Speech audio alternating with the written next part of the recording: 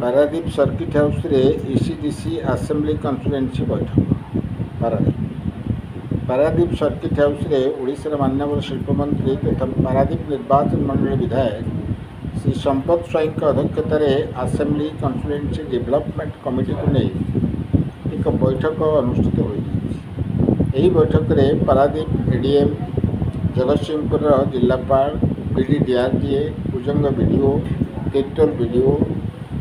पारादीप पौर परिषद अध्यक्ष बसंत कुमार विश्वाल पारादीप पौर परिषद executive officer Abhishek Panda Kujang block chairman समस्त विभाग ऑफिसर सहित बहु पदाधिकारी माने जोगदे पारादीप पुरुषोत्तम शतपथी रिपोर्ट क्रांतिधारा प्लस। आज एसीडीसी मीटिंग आज अनुष्ठित होती assembly level constituency development committee meeting ये मीटिंग रे आमर Paradip ADM sub collector PD DRDA एवं Kujang BDO Tirtol BDO Paradip executive officer Paradip municipality chairman Kujang block chairman एवं समस्त लाइन डिपार्टमेंट ऑफिसर माने समस्ते उपस्थित रही विभिन्न विभाग जो स्कीम अच्छी एवं तार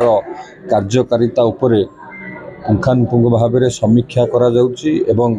जहाँ जहाँ सरकार तरफ जो सुविधा सुजोग जोगाई दि जाउची ठीक भाव में लोक मान पाखे पहुँचुची कि नाई